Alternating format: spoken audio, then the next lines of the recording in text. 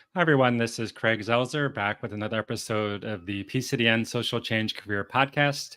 This is season 11, episode 13. Happy end of November. And we're here today with Dr. Barbara Moser-Mercer talking about empowering communities, a career journey in education and access during emergencies. For people who have not joined us previously, the episode usually goes about an hour, and we like to make it as interactive as possible, particularly for those watching or engaging on LinkedIn. So please feel free throughout the entire hour to let us know where you're watching from, a sentence or two about your background, and of course, your questions and comments. We'll try to weave them throughout the conversation. This episode will be converted to this video recording will be up on LinkedIn and YouTube. And then the following Friday, it'll be live as one of 120 plus episodes of the Social Change Career Podcast, which you can access on PCDN Global or any major podcasting platform. 3 quick requests before we get started. If you like the podcast, please consider rating and sharing it. Please follow Dr. Moser-Mercer on LinkedIn, and she'll share at the end also other channels to stay engaged in her work, and let others know about PCDN and the incredible work that Barbara does.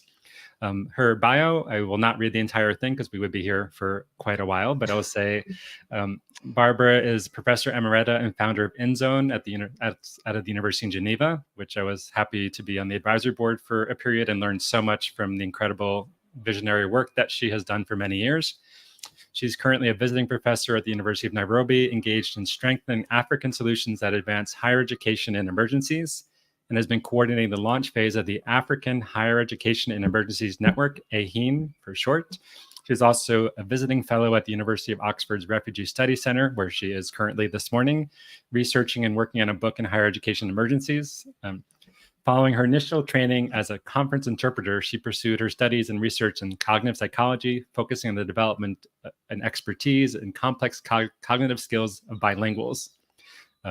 She's been working at the intersection of education, access, innovation, and for many, many years. And one of the most amazing things is it's evidence-based. So it's not just thinking about, oh, this is a good idea, but really it's evidence-based and always putting kind of local communities and needs and displaced populations first, and really understanding what are the needs that they have in terms of getting higher education, upskilling, what are the pathways to careers, and actually how to do both informal and formal opportunities. So I've always been so inspired about the work she's done over the many years.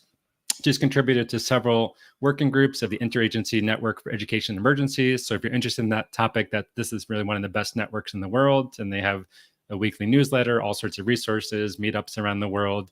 And she's also co-chaired the Standards of Practice Working Group, Distance Education Working Group, and the Minimum Standards for Education Update Reference Group.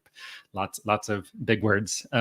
So Barbara, thank you so much for joining us today. And again, just for people who are joining, welcome from Nigeria. Let us know where you're watching from, and also share a little bit about your work and your comments. So Barbara, thank you so much for taking time out of your schedule between Switzerland, Kenya, Oxford, and sharing your wisdom. And can you talk a little bit about, what has kind of woven your career together, and how in the world did you get from interpreting and translation, and have a very distinguished career working at one of the best institutions in the world to help train, the next generation of interpreters, to starting to think about education in emergencies? Yeah, well, thank you, Craig, and welcome to everyone who is listening from around the world. I've just seen somebody from Nigeria tuning in. I think it is rather interesting, when I look back on, the different skills that I acquired, and what I initially signed up to be, and where I find myself today. And some of these transitions may seem somewhat incongruent to an outsider, but to me, as I look back over the kinds of skill sets that I acquired, I think every single transition actually, had a good reason, and ultimately, was fueled by my passion. And yes, I have had several passions along the way, including building a family, of course. But I did train as a conference interpreter. I was fascinated by that profession, and I desperately wanted to work at the international organizations of the European Union, European Commission, or the European Parliament. And when the moment came after I got my first master's degree, and was a professional at that point, albeit a fledgling professional, I had an opportunity to benefit from a Fulbright scholarship. And it was really, the first fork in the road. Shall I go to Brussels and, make my way as a professional conference interpreter, or shall I follow my other passion, which was for research and cognitive psychology, and trying to understand how we as simultaneous interpreters actually function? Well, needless to say, the research won the upper hand. I ended up on the Fulbright scholarship, and that kind of moved me into the very, very beginnings of cognitive neuroscience, and was the beginning of a very, very long research career in studying human expertise. So basically, how do our brains function as we become experts? And are our brains as experts different from those of non-experts? And I go into some detail about this because I think it maybe allows you to appreciate the next shift. And yes, I was training interpreters, and I was really, really very, very concerned as I was working in these international fora, because I did then continue to work as a conference interpreter with the Geneva organizations and UN agencies. I was very much concerned about communication in humanitarian contexts. And I was wondering, well, with those 6 UN languages, I can understand, people get properly trained. But what about Dinka and Nur and Hausa and all these other languages that, yes, are not necessarily languages of limited diffusions, but they are languages spoken by many, many people who just happen to live in less fortunate contexts. And I was wondering, well, how does humanitarian action function if people can't talk to each other? And I know you shared a phase of my career that really led me to think about how we can train humanitarian interpreters in the field. It was the beginning of digital pedagogy, of being able to build websites and learning platforms, and we were indeed in a position to deliver this training online, but we also realized we had to go into those contexts to understand the real challenges that interpreters were facing, because many of these people were already working, but they were working without any kind of training, any kind of credential, which very clearly created a lot of problems for them. So from there, I was still doing a lot of research with my cognitive neuroscientist colleagues, but at the same time, I saw myself becoming more and more invested in the humanitarian context. I really used my skills as an interpreter to study up very quickly, because sometimes as an interpreter, you get documents like a 500-page pile, and you have maybe, a day to prepare for a meeting. So I knew how to plow through a lot of information and very, very quickly, knowing, where to find the right information. Very important skill set, incredibly important.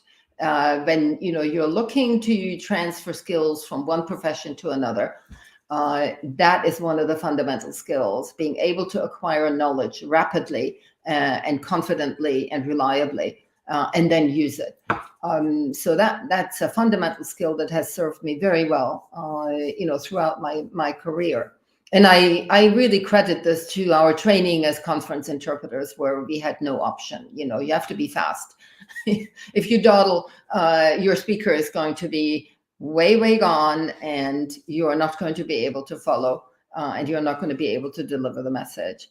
So from there, I realized that nobody was interested in funding humanitarian interpreting.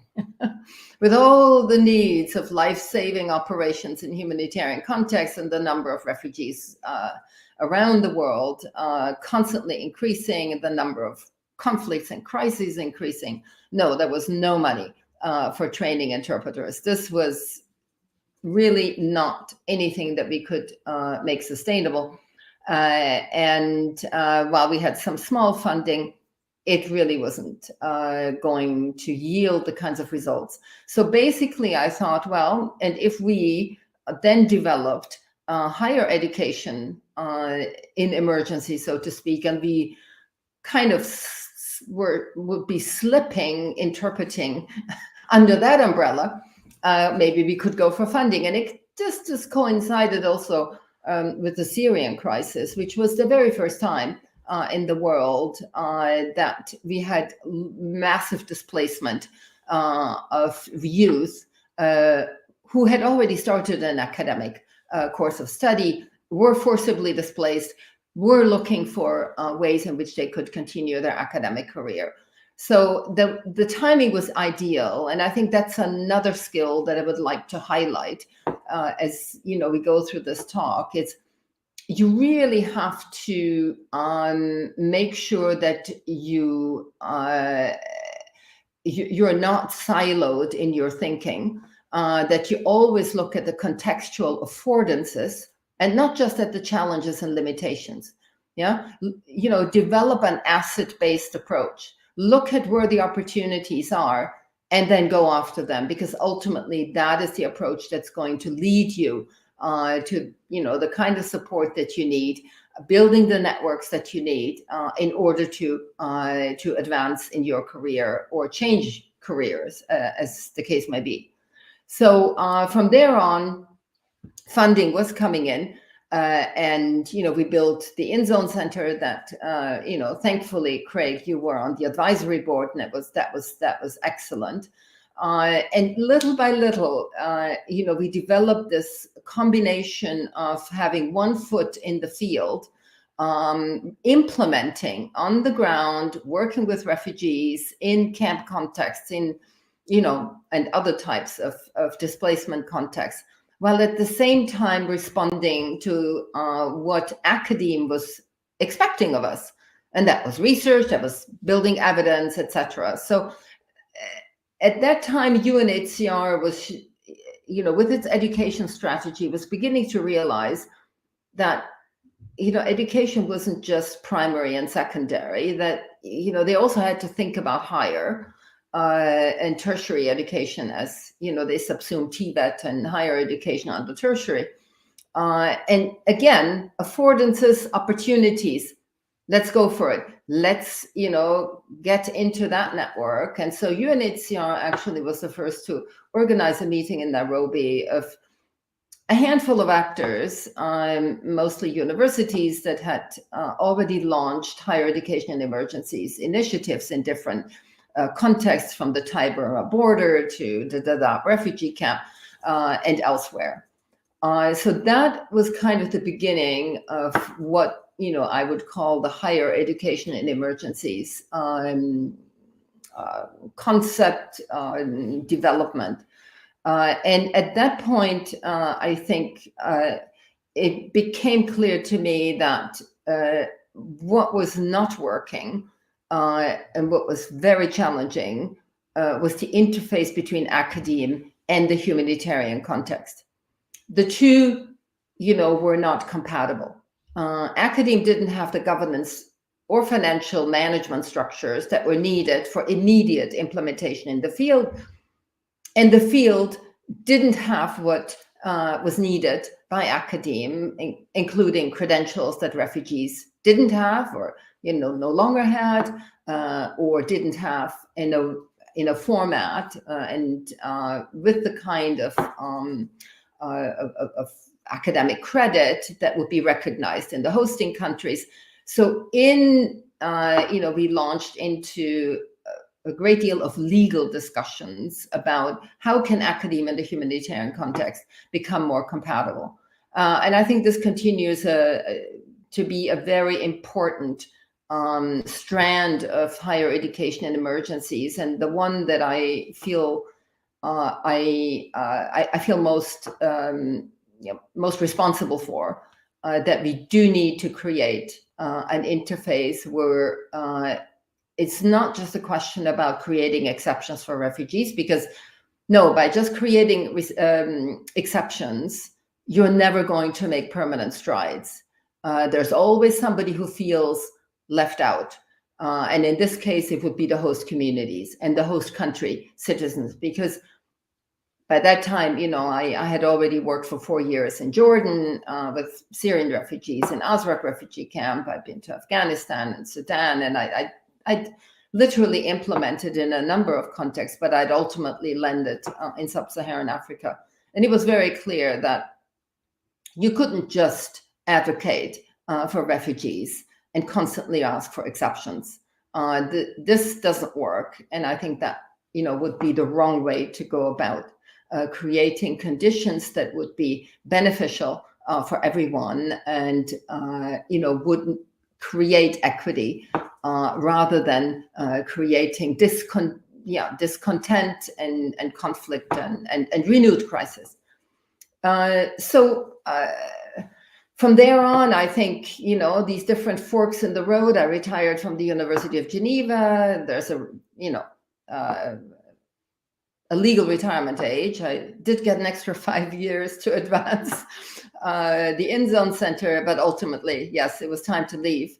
And I thought I was done with designing networks and running them and running projects and centers until a donor really tried to twist my arm and asked whether I could develop an African solution to what the donor called the African problem of forced displacement and lack of access of youth that are forcibly displaced to tertiary education.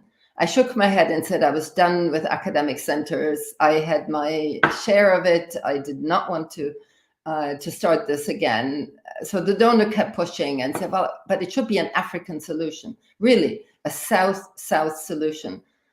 And I thought, yeah, that was actually missing in my career. Not just in my career, it was missing from all the research I'd done on North-South collaboration and the failures of North-South collaboration. It was the time of the grand bargain, of sharing more power and more funding with developing countries and with local implementers and organizations. And I thought, well, yes, I will give that one a try. And working through the pandemic actually wasn't such a big deal, because for us it was just another emergency. We were so used to working in emergencies. Actually, we felt we could teach the rest of the world, how to do this. Yeah, so that twist and next fork in the road, because I was already ready to sit down and write a book. But yes, my passion told me otherwise. But then there was an extra twist to it. And the extra twist was really kind of informed, not by the pandemic, but preceded the pandemic. And it was my training as a psychologist and cognitive psychologist and my understanding of a holistic approach to education in emergencies. And what I saw was really imported curricula, parachuted materials, parachuted content, contextualized content that to me, it just didn't seem right. And by that time I'd worked in Africa for so long, and I was totally convinced that Africa could actually offer its own solutions. And so I agreed with the donor. And I thought, well, when we look at the human brain and we look at what's needed in those contexts, we need physical literacy, we need emotional literacy, and we need academic literacy. But everyone was just focusing on academic literacy. Nobody was thinking about the rest of the brain. Yes, there is a whole sector of that talks about psychosocial support and mental health and psychosocial support. To me, that was all therapeutic rather than proactive. It didn't really allow learners to be agents of their own well-being. It was all, again, parachuted solutions, parachuted programs, parachuted curricula. And I thought, no, this does not fit the African context, because Africans have so many resources. And we go back to the asset-based approach, not looking at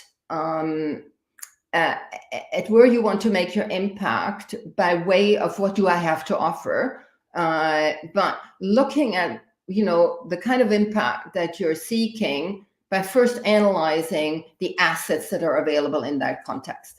And I think that is the healthiest and the most decolonized approach that you can take. It's also the most respectful approach that you can take. Because oftentimes I ask myself, it's a tightrope walk, because it's easy to just say, "Oh, I have the solution," but to step back and be humble, and let the others come up with the goods.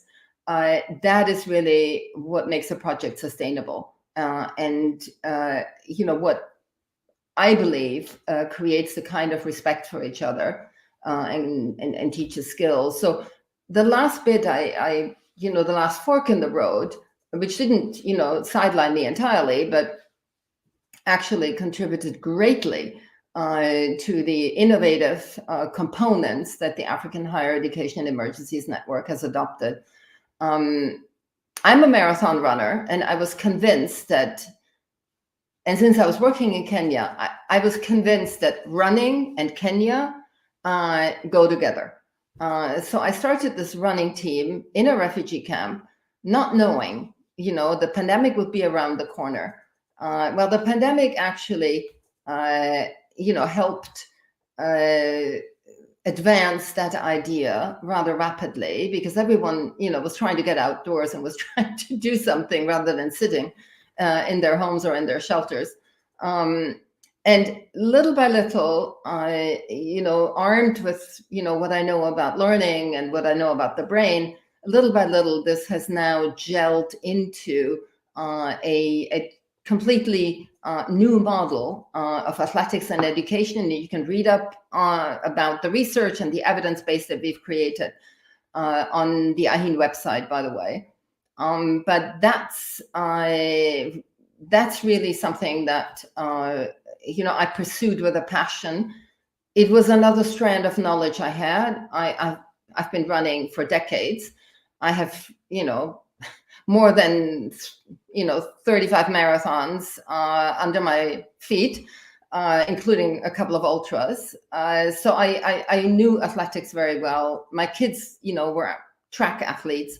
I knew that scene as well. I knew Kenya as a running scene very well.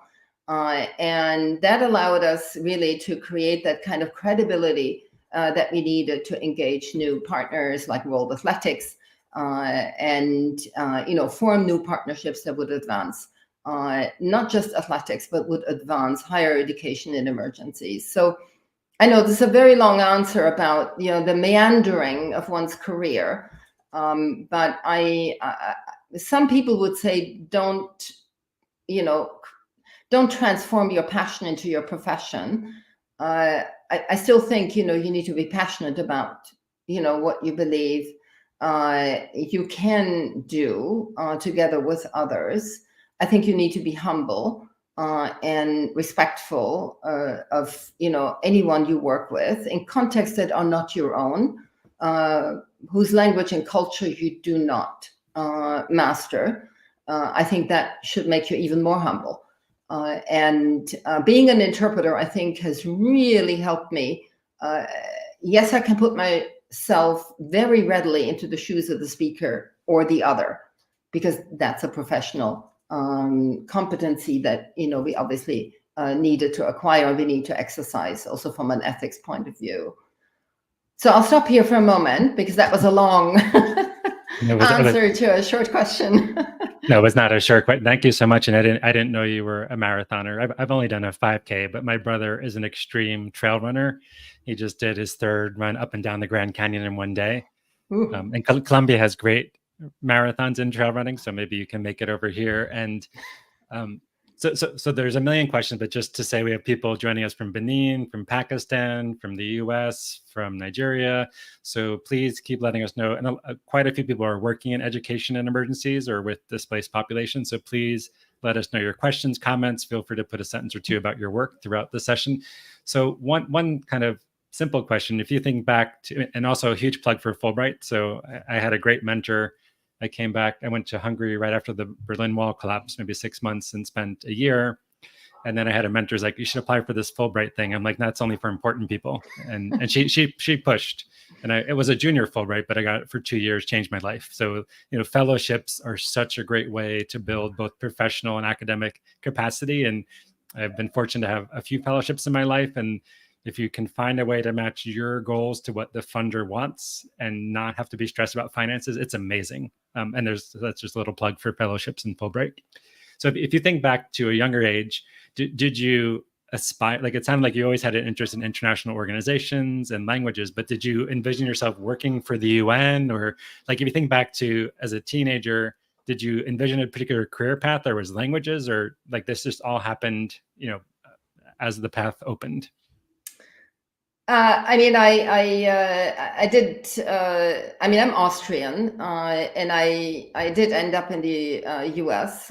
Because we had relatives there, and I did go to junior high school and high school for a while. So yes, I did acquire, the language, readily. But German is my native tongue, and English, has been my working language ever since I have not worked for very long in a German-speaking country. No, at the time I was fascinated by math, and I continued to just love math. But when it came to, choosing a course of study after I'd worked for a year in industry, I quickly realized that at the time, as a woman, I was not going to advance. So I better go back to university and pick up, some advanced, a degree at least. And well, that one degree then ended up being several.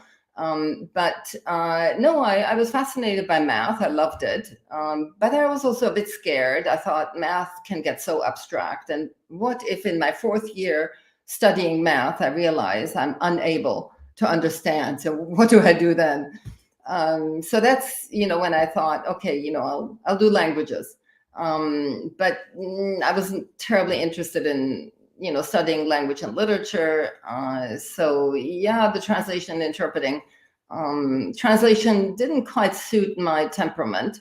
I didn't have the patience, to sweat over a piece of text for very long. Interpreting fascinated me, not just because of what was going on in the brain. That kind of came later, towards the end of my interpreter training. But it fascinated me because I was always very interested in other people. I was fascinated by how people were leading negotiations. How did the world function?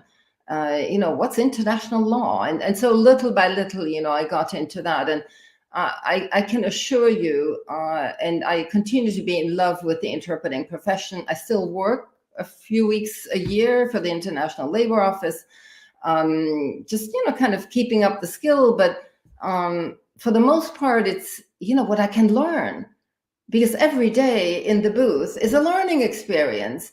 I get exposed to just so many different things. And speaking about skills and, how you acquire them, interpreting, not just, speedy knowledge acquisition, but also learning from how other people lead negotiations, how other people resolve disputes, how you run a committee, how you build a project, all of that. And there was a lot of legal stuff, there was a lot of technical stuff, there was a lot of scientific stuff and topics that we had to deal with and acquire. And a week doesn't go by that I don't hit upon a topic that, yes, I interpreted this once, and let me see, what did I learn? What did I hear at the time? and immediately I know where to go and pick up this information. I think the legal knowledge has actually helped me most in building big projects. I've run big grants, I've acquired big grants, but you don't acquire support for your ideas unless you can meet a couple of very important conditions. Don't just have an idea and then go and sell it. My advice to anyone who starts out would be, if you have a great idea and you're passionate about it, and you do know that it's not just something that you have picked up, serendipitously, but something that based on your background makes sense. And that's why I mentioned the cognitive science and cognitive neuroscience and how do people learn in those contexts? That was my big question. If you have an idea like that, start small and find a context in which you can implement it, get the evidence base together, build your stakeholder network, make sure that you're humble and understand the context in which your project works. Don't just look at your project, but look at in what context it happens, with whom you have to work, who are the enablers. Are you really allowing people to contribute, and not just at the end of your project? Are you running the project, or are you letting the participants run and co-develop the project? I think that would be kind of the summary of my advice for anyone starting out. And once you have the evidence base, spend a little less time on comms and shouting out about it, but very like a tiny animals nourish themselves. Just take one step at a time, gather more evidence, gather more support from other people, and make sure that you have as much data and as much evidence as possible. Try and present them scientifically. At least for higher education emergency, your academic connection continues to be extremely important. You have to be respected by academia and by the humanitarians, which is sometimes rather difficult. Yeah. So thank you so much. Some questions are starting to come in. I'll just ask I'll make one quick comment, ask one more question, then we'll move to others. So one is, I'll just say my personal experience around languages is I was forced to learn French. I've always been interested in the world as far back as I can remember. I was forced to learn French for 3 years in high school. I hated every minute of it and really didn't learn anything. And eventually when I went to France, I couldn't even ask where the bathroom or, for coffee. And part of it was me, part of it was the system of language learning. And I was convinced in my brain I couldn't learn a language. And it's really when I went overseas and I just discovered the joy of living a language versus that I'm pretty good. I'm not, but I learned Hungarian and other languages. And,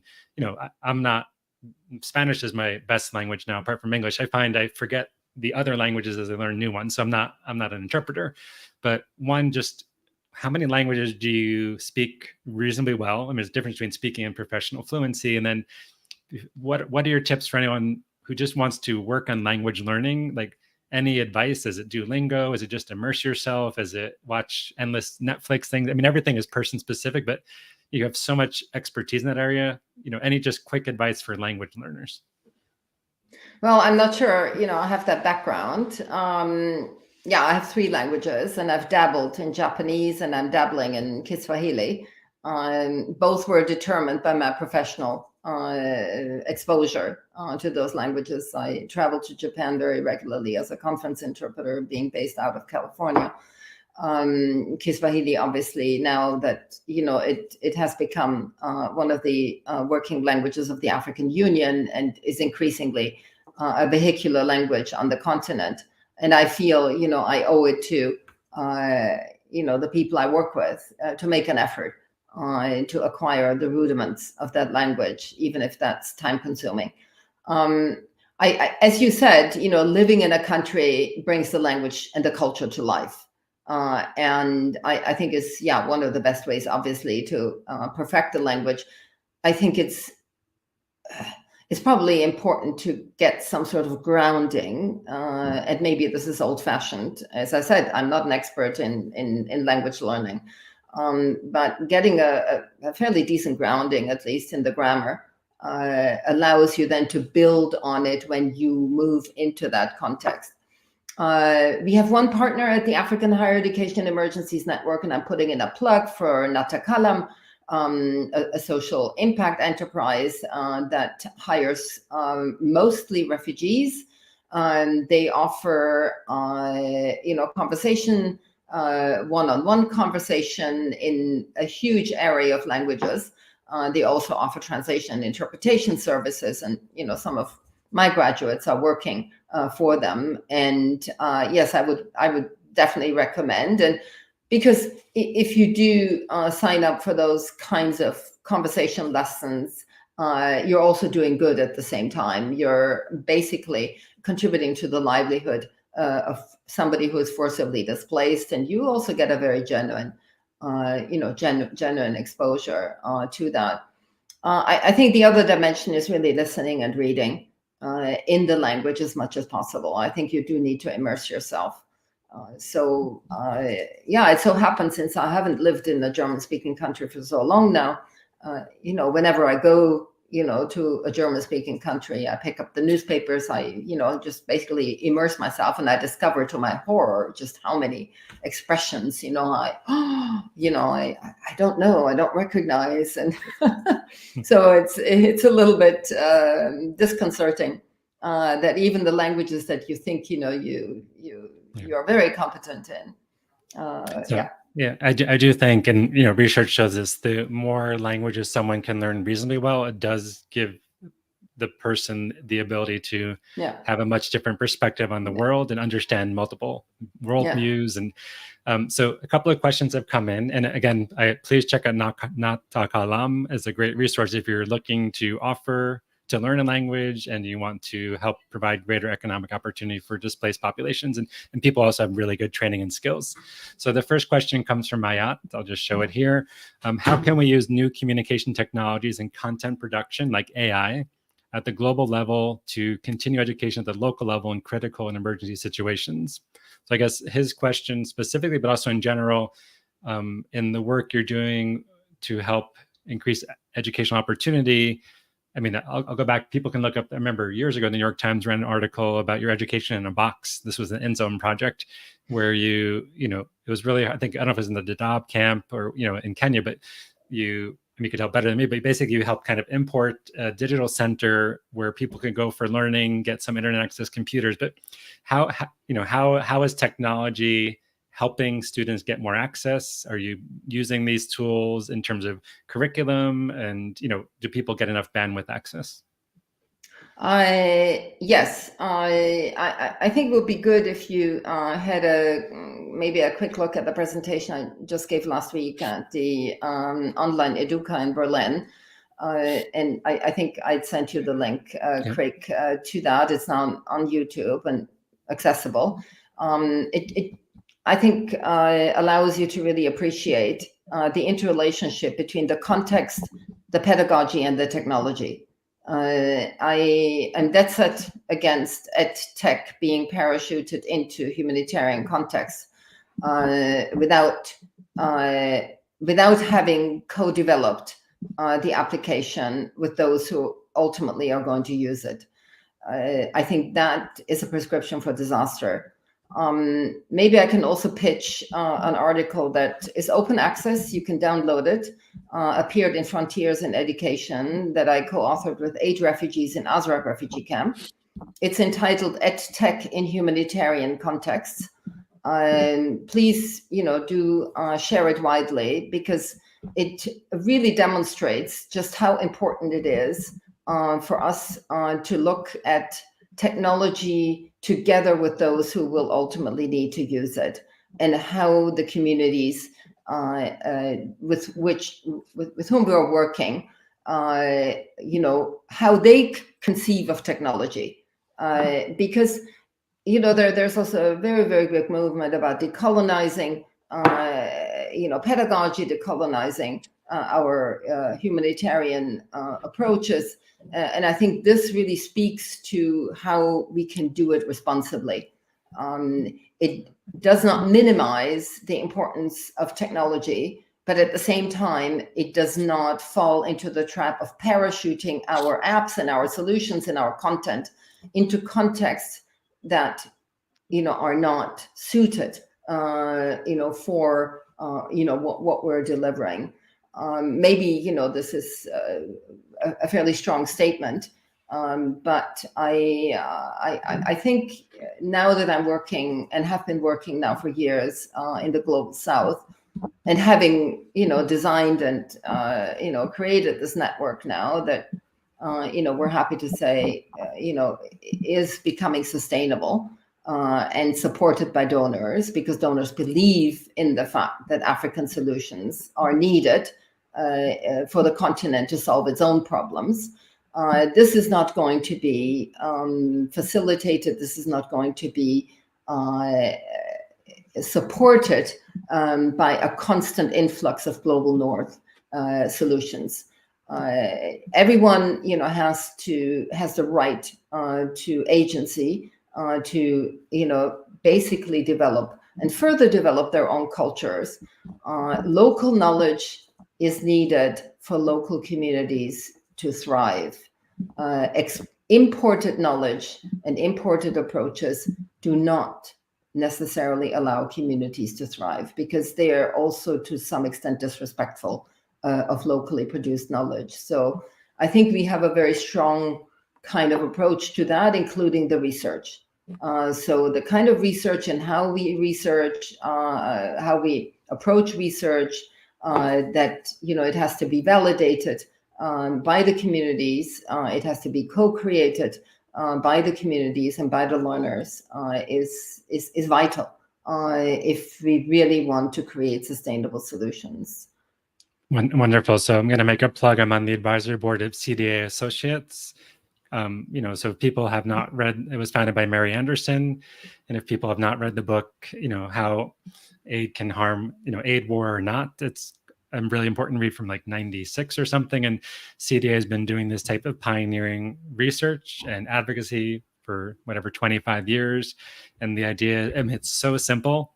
Not that outsiders and partners and allies they do play a very important role, but the idea, in every situation in the world, there's connectors and dividers, and what you're talking about, asset mapping, and so much of development, humanitarian work, it's changing, but still comes in with big dollars or big euros or big projects, and often well-intentioned, but it's not reinforcing the connectors. It's often just imposing a new level of bureaucracy and projectizing complex problems. So anyway, so that's really, really important. And check out CDA. They have something called the Listening Project, and they've gone around the world and still do that. So next question is from Emmanuel. Yeah, maybe if I can just, Sure. Also introduce, support what you've just said. So CDAC has greatly influenced my thinking. I think they were at the origin of my beginning to reflect very critically with my own approaches, and have allowed me to be daring. I figured, at my stage of the career, I've got nothing to lose. And I think that's the advantage of, being officially retired, but not having retired. And I think the benefit really is that if you have created the evidence, yes, you can actually be quite strong in your statements because you've got the evidence on your side. And I think CDAC does phenomenal work. I really admire the courage with which, they started at a time when this was not accepted thinking. Okay. And thank you so much. So Emmanuel, I think important question from his experience working in Liberia and South Sudan. How do you succeed in integrating peace education, psychosocial counseling, maybe it's the next part of the question, of education into emergency, or into national or vocational education? Great question. And again, I'll send you to the AHIN website because we also just published at least a short summary of a research project that we implemented together with the Arts and Humanities Research Council in the UK, and it was Open University was the principal grant holder, and we were sub-awardees, so to speak. And so what we did, going back to cognitive psychology, when we were awarded this project, it was based on not a lengthy negotiation, but still a very, very good exchange about, what do we understand by peace education? And we told the grant holder that, no, we were not going to do peace education because that was a concept that certainly was not invented in Africa. And, we would not be as, audacious to pretend that we knew what peace meant for refugees. So they accepted, what we did. So essentially what we did was we had a participatory action research project that we designed together with the refugee learners. We had, first of all, a problem tree analysis that the learners themselves, the refugees themselves, carried out on what does peace mean to them. And based on that, we looked at what kinds of skills would somebody need to acquire to live together peacefully. Yeah, because ultimately that's the goal of peace education as the Global North understands it. So we then, looked, okay, so how can we develop those skill sets? And we used, again, sports and the arts and you can read up on the website, engineering, to cover the whole brain again. Anything that motivated our learners to work together, to communicate regularly, to resolve differences of opinion, to become agents, of their own ideas and implement them. And as you can see from the results of the research on the website, it was magnificent. Our learners developed all the skills that are needed to live together peacefully. And so we kind of had an out-of-the-box approach, scientifically grounded, 100%. And, we're now, trying to make the case for, it's not just peace education. You can take any issue and look at what are the skills that somebody needs in order, to master this or that. And, train for those skills. And many of these skills are transferable. So that's my and our response to peace education, a term we don't use. Okay, wonderful. So next question's from my friend Yitka. So thanks for such an important conversation, and nice to see you, Yitka. Her question is, how have you dealt with or managed instances of secondary trauma in your work as an interpreter? And I would broaden that question out a little bit more, particularly from the InZone project, but also your current work. Obviously lots of people experience difficult, potentially traumatic situations, but they don't necessarily suffer from long-term effects. So, any insights into resiliency overall, both how do you take care of yourself if you're a professional working in a situation or you're a person being affected by conflict or disaster? Yeah, I can answer that both, personally, and I think everyone is different in the approach that they take in terms of self-care. But then I would also like to answer it from the point of view of the humanitarian interpreters that I trained. And let me start with that first.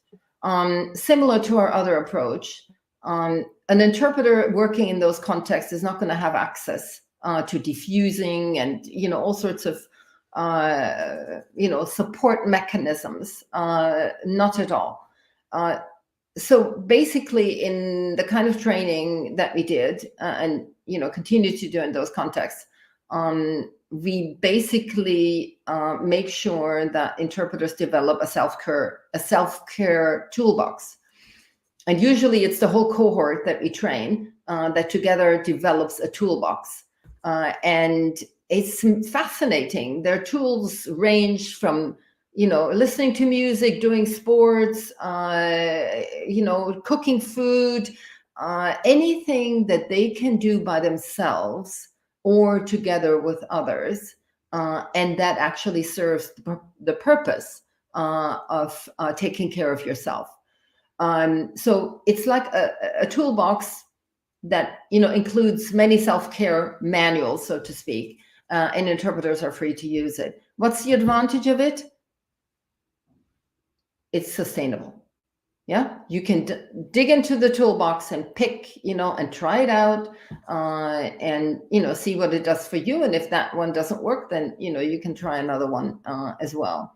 Now, for me personally, and clearly, the first time I traveled, to refugee contexts and other contexts in conflict and crisis, it obviously does not leave me unaffected. Yes, I am affected. So my personal approach to this, for many, many years, and you will not be surprised, is running. And I do not run with music in my ears. I run rain or shine. Yesterday I ran in hail and the first snowfall. The more dire the weather, the better, actually, because it really allows you to be out in the elements, and there's kind of a rawness to the outdoors and fresh air and everything. And I don't take my problems on the run. I deliberately leave them. And when I come back, it allows me to have a very fresh look on what seemed, intractable. All of a sudden, I'm looking at it from a new perspective. But this is very personal. But the combination that interpreters put together in their toolbox, it's just a combination of very personal approaches, but ultimately the sharing and the peer support is crucial in those contexts. And when you talk about the toolbox, is that something available online or something that's been shared, just its wisdom? I think we could put it on the AHIN website. Yes, it was developed by the students, over many iterations of cohorts. Certainly, yeah. And for anyone watching this on LinkedIn now, we'll send out a link to the video. Barbara mentioned the article. Everyone will get an email with those resources, and please check out AHIN in particular. So we have a few minutes left for questions. So one is, a lot of people who either want to work at the intersection of this opportunity or have been displaced. What are your recommendations? Let's start with people who have been displaced and maybe don't have easy access to higher education. What are your recommendations? Where can they go for support or fellowships or training? Like, obviously it's context specific, but any general thoughts if someone either has been displaced or working with populations, and everybody deserves the right to learn. So how can people take advantage of this? Yes, I think finding out about education opportunities is not always easy, and I think it's a big issue in many displacement contexts that the information doesn't reach wide enough, because many displaced youth don't have access to the internet, don't have a device, and the organizations working in those contexts don't spread the information far enough. It maybe goes on the community center board, but by the time it goes up on the board, it's already dated, and then you need to apply online. All of these things are terribly difficult, and I think that's what AHIN is also trying to resolve, because all of our academic programs are digital. We do not take refugees out of their context. We basically make sure that we have refugee-led organizations on the ground who support learners, and they also make sure that outreach is equitable and that they reach into the far corners of a displacement context. Now, by just going online, I think a good place to start, not necessarily for scholarships now, but just to learn about education in emergencies, is the Interagency Network for Education in Emergencies, INE.org. UNHCR usually has access opportunities through their information campaigns about scholarships. Together with Germany, they run the DAFI scholarships. The World University Service of Canada has a scholarship scheme. Those are all scholarships that, the DAFI scholarships are both in region, are mostly in region and in hosting countries or neighboring countries. The WUSC scholarships are usually come with what is now called complementary pathways to resettlement, with an entry visa to Canada. But WUSC scholarships might also be available for other universities. I don't know whether they've already made that move. So look at what the UNHCR bulletin boards and community center boards have to offer in terms of information. I think I can also go into some other websites that aggregate scholarship information. It really depends on the region you're in. Some scholarships are really very regional. AHEAN offers scholarships, of course. Our studies are free of charge, and they come with a wraparound service, and they come with a support to transition to the labor market. So it's not just for you to study, but we also support your transition to the labor market. So those would be a few places to start. Okay, yeah. So World University Service, PCDN has a lot. Pro Fellow, International Institute for Education, Scholars at Risk, Open Society. But obviously the need is so huge. That's true. The need is huge, but I think I would also want to issue maybe a simple warning. Some of the scholarship schemes are not terribly transparent, and you need to understand that if you get access to a scholarship to study maybe a course, meaning just one unit or for whatever academic credit, that academic credit is not immediately transferable to any institution in the country that's hosting you, and there's a very simple reason for that, and often you are not being told about that. The simple reason is if the course that you've just studied was one on, let's say, peace education or history or whatever, but then you want to sign up at a university in the country that's hosting you as a displaced youth, but that course of study is different from what you've done before. You cannot expect that this credit is going to be transferred into, because the curriculum doesn't feature it. And I think that goes for any university in the world. If you've done if you're doing an engineering course, don't expect your history credits to matter. So be very careful and ask those questions. Many of those universities will tell you, oh, it has academic credit, but is it going to be recognized in the region that hosts you?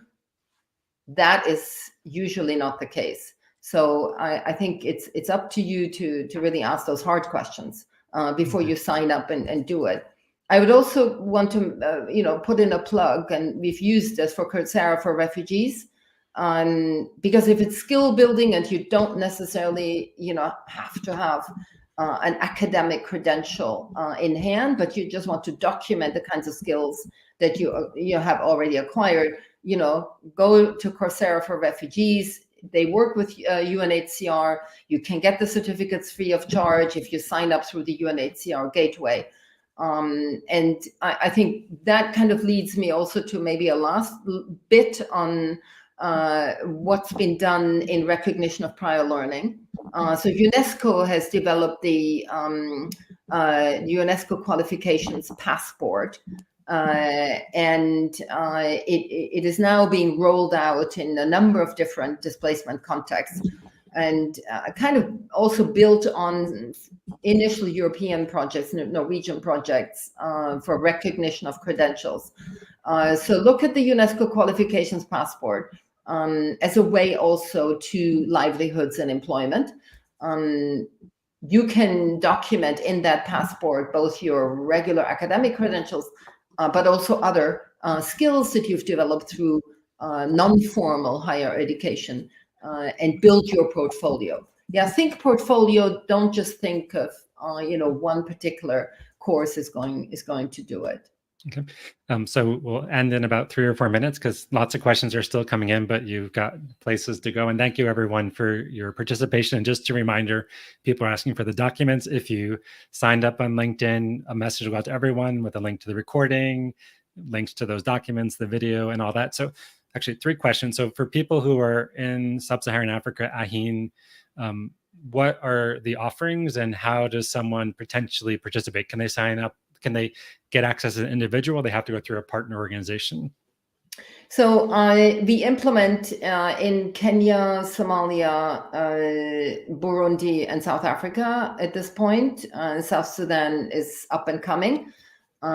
Will still be about a year.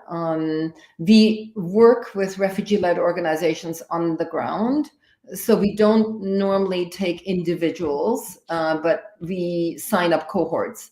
So wherever there is an agglomeration of refugees, whether that's in an urban context or in a camp context, settlement context, you would then, you can also send a message through the Ahin website and, tell us where you are located, so to speak. That allows us, to kind of get you in touch with one of our refugee-led organizations who will then support you. We have recently, in one cohort where we train teachers in education emergencies, we have actually supported learners who are kind of spread out. It is much more difficult. It doesn't allow us to do a lot of collaborative pedagogy, which we insist on, but it is not excluded. So, we will do that. And I should want to encourage particularly women to be interested in that. We have a fairly significant commitment to women. And we also, as of next year, have a commitment to learners with disabilities. Send us a message through the Ahin website. You can find us under contacts, and we will try and direct you if you're in Africa. Okay. And then just 2 last questions to be respectful of your time. So one is, among all the things you continue to learn, is there a new skill area or knowledge area you're hoping to develop or working on developing? So one of the fun things I was able to do in the last 12 months is actually to become a certified world athletics coach. So I passed level 1. My final exam was in the discus throw. It was quite outside of my, sphere of activity. Just moving now on to coaching level 2 and middle and long distance running, which is a little bit closer, to what I feel more competent in. I'm very excited about this. I've also become a master trainer in kids athletics. And I think the reason I'm so excited about this is that I can make the connection back to cognitive psychology. I can see, how the kids athletics curriculum really emphasizes the development of life skills, which is precisely, what this whole higher education emergencies concept that Ahin pursues and implements is all about. I'm always ready to learn new things. And this one is, currently, in addition, how shall I put it, to perfect my Swahili. That's a little bit slower. In your spare those time. are the things. Yeah, in my spare time. Yeah. Yeah, we have a 12-year-old very competitive soccer player, and the team he is in the school, like yes, they're super competitive, but it's all about teamwork and life skills. And they just lost the most important game. They would have moved to the finals. They lost. Everyone was crying, but it's like the teams had a lot of challenges in terms of health. And it's like, yes, it's important to win, but it's like, how do you work together as a team? And that's such a life skill. So last question, if people want to follow your work, I mean, obviously Ahin, should people follow you on LinkedIn? Do you have any kind of newsletter, or just like, where do people go? I mean, you don't want to be inundated with requests, but the best place to kind of stay informed on your just diverse work. Yeah, he tries to publish news, and there'll be more news coming up now. We're going into a growth phase over the next years. So, watch that website. That's all I can say. We'll also post, yearbooks from the Athletics and Education Project, so you understand, both the scientific foundation of that innovative approach, and other new approaches. Our social emotional learning approach. We're going to be implementing math Olympiads with secondary school learners as well to help them transition to higher ed. I personally am on LinkedIn, so you can connect with me on LinkedIn, and I am not a very active poster, given that I'm also trying to write a book right now. So forgive me if the updates are perhaps not, but I do comment on what I consider important initiatives that I feel are very much in line with and the vision and the impact that we're trying to make. Okay. And then last question, do you have a next marathon planned for anybody who wants to potentially join you? Yes, and I don't know how luck was on my side, but I joined, the Paris 2024 Challenge Club, and about half a year ago, after I had finished, it's an app, and it takes your running times and performances and kilometers that you run directly, from your running watch and your GPS watch. And then all of a sudden I get this email from Paris 2024 telling me that I'd won a bib, meaning a place. And not too long ago, they announced there were 20,024 bibs available for they call in French the Marathon des Masses. But they announced the date, and basically we're running at 9:00 at night on the 10th of August in Paris, and we're running the same marathon course as the final marathon the next morning.